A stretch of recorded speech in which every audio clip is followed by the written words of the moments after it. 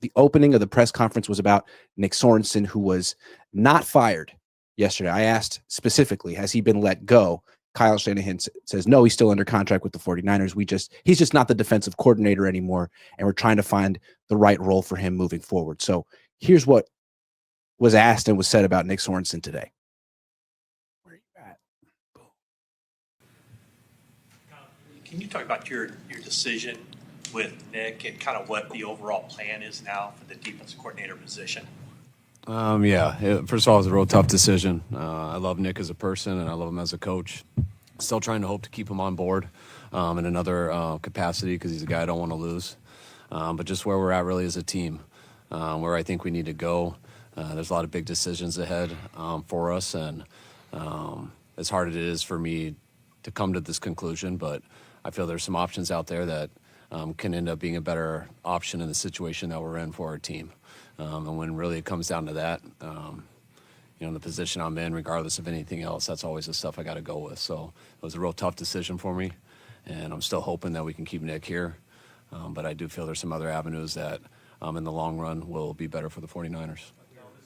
I don't know candidates for both of those coordinator spots. There are candidates, yes.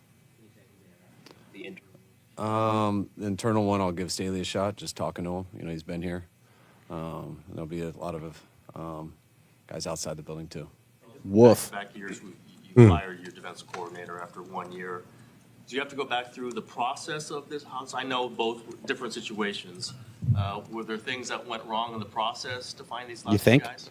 I don't believe anything went wrong in the process. I think, I'll tell you what, it's a, I think, more opportunistic or easier process talking about it right now on whatever the date is today. It's a little bit harder in February, which the last two were in. Being the last team to finish last year, and before that, being the second to last team to finish makes it a lot different. So there's more opportunities out there, and plan on looking into all of them. Would experience being a defensive coordinator be important to you this time?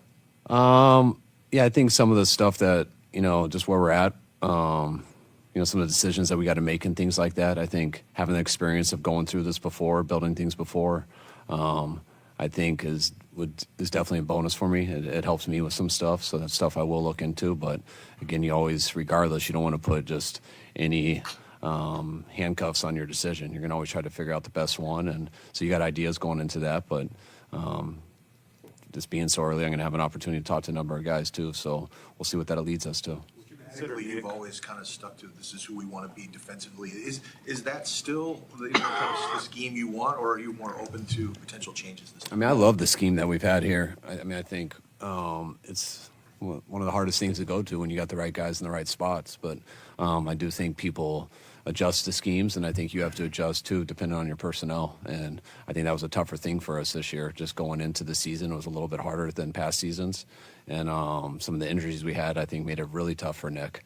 And I thought he got better trying to adjust and do different things. But I do think that's something that definitely, I'm not saying you got to change schemes, but you have to have the ability, the history, and the knowledge of how to change some stuff up when you're in some certain situations. And I think that we do need that more going forward. Under consideration for that special teams coordinator spot, or is Nick? Nick would be in consideration, yes. And just to be clear, he's been let go and you're hoping to bring him back? I just told him he's not going to be the defense coordinator.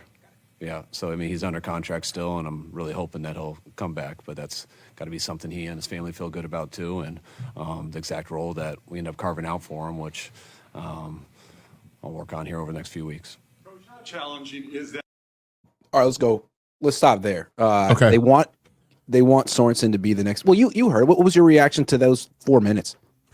Well, off bat, he's reading the room. I think that them doing nothing was absolutely off the table. So moving on from Nick Sorensen at least draws a little bit of syntax between what we've seen on the field during the season and what they're discussing behind closed doors. So it feels good to actually see that come through to the surface. Secondly, I just don't understand what retaining him really does. I feel like he's getting a lot of I think he's getting sympathy. A lot of grace and sympathy because of the injuries, because of him not necessarily having the the experience to know how to adjust. I mean, there were questions asking Kyle, are you going to definitely start going after a more experienced DC this moving forward? He was Kyle like, kind of, yeah. yeah, he kind of danced around it, but he eventually talked himself into it with saying that, hey, he struggled with being able to adjust and he got better with once players got a little bit healthy. But the caveat to that sentence or that narrative is you don't get paid to know how to do better with players once they get healthy. You get paid to do better and to put out a product with everybody on the defense. And I think that's where we saw a little bit of the lack of performance. Lastly, why is Brendan Staley getting considered for the DC job? Hold on. See, that's not the way I read it. That he was asked about Staley, and he's like, I'm gonna give him a I'll shot. talk to him. Yeah, I'll talk. I mean, very Yeah. and when he Yeah. kept saying, like, look, there's going to be some really good candidates out there that weren't available last year. Like, Staley was available late last year. I think Exactly. he kind of like put Staley down without knowing it. I'm not They're even gonna gonna get someone else. But I mean, in a way, you got to understand that if you're looking at Kyle and he's talking about the fact that Coach that Nick Sorensen struggled during the year with adjustments and knowing how to do things during the season, I think that's him kind of talking about Brandon Staley, who I thought was going to be here to help us with that stuff. He didn't do a good job either. I would be surprised if Brandon Staley stays with the organization as well. Also. He did in that excerpt relay that Coach Kubiak is going to be the new OC. For me, We're going to talk about that. Yeah, for me, I believe that that's the same thing as making Coach Forrester the run game coordinator. It's a way of giving him a raise and upping his cachet without actually moving him. I think it's kind of a lateral move, in my opinion.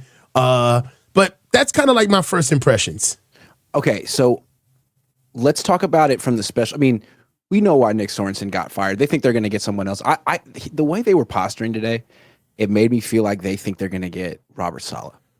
But we'll see. And if they get Robert Saleh, that would be a hell of a hire. I'm just that's a get. But we're going to talk about the next defensive coordinator in a minute. I want to talk about special teams first because he just kind of casually said, "Yeah, we want Nick Sorensen to be our special teams coordinator." We don't even know if Sorensen wants to do the job. He's done it once in his life. Yeah, why? The most interesting part of this press conference, it was somewhere in the middle, and I don't have it queued up. You guys will go back and watch it later.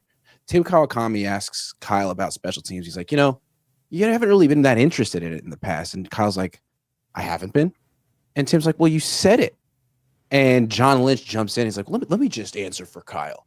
No one cares more about special teams than Kyle. And it's like, all right, man, like we've been to camp. He's literally said in the past, like, all I want from special teams is to not lose the game. I don't want to just don't make mistakes. I'm not trying to do like fake punts or onside kicks. I'm not trying to win on special teams. I'm just trying to not lose on special teams. I want to win with the guys on offense and defense. And if you're, he said that's why he liked Robbie Gould so much, because of the fact that Robbie Gould was so set it and forget it. He didn't have to worry about it. Go ahead. Right. So like, if your team is loaded like the 2019 Niners or the 2023 Niners and your offense is great and your defense is great, then you don't need an edge from special teams. But that's not the team they have anymore. Right. They're going to be spending a bunch of money on their quarterback. They do need an edge from special teams. And just making Nick Sorensen the coordinator and saying, we spent a third-round pick on a kicker, that's not it. Well, if you think about it, the only thing that I could honestly see Kyle wanting to keep Nick Sorensen for, over the fact that he's a first-time defensive coordinator who he's letting go of. He's only a one-time special teams coordinator, and he's kind of like a guy where we talked about the genesis of Nick Sorensen, and a guy that Pete Carroll was kind of grooming before earlier on, and definitely jilted his his growth for Ken Norton. So.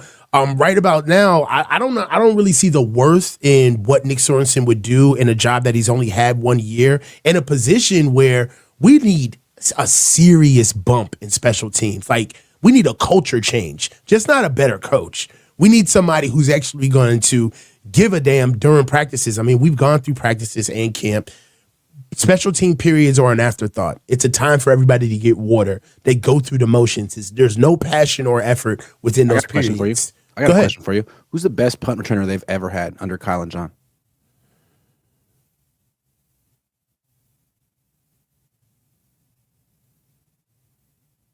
Not Richie James. Maybe Brandon Ayuk, because they won't use him. I mean, like they've never really tried to get a real weapon as at punt return. Like Jacob Cowing falls down. They had Ray McLeod for a minute, who wasn't really a home run threat. I mean, like they haven't returned a punt for a touchdown since Ted Ginn Jr. Is that? Yeah. Yeah. I mean, I don't know. That it just doesn't seem like they really are looking for people who win the game on special teams, game changers. They're just looking for guys who don't mess up. We And need if you some say, beamer hey guys, ball. don't mess up, they're gonna mess up. That's like in golf. Like if I'm like, hey, don't hit it right, don't slice it to the right because the water's to the right. Guess where it's going? Yeah. You can't tell your mind not to do something. You're gonna do it. You have to give a positive command, not a negative command.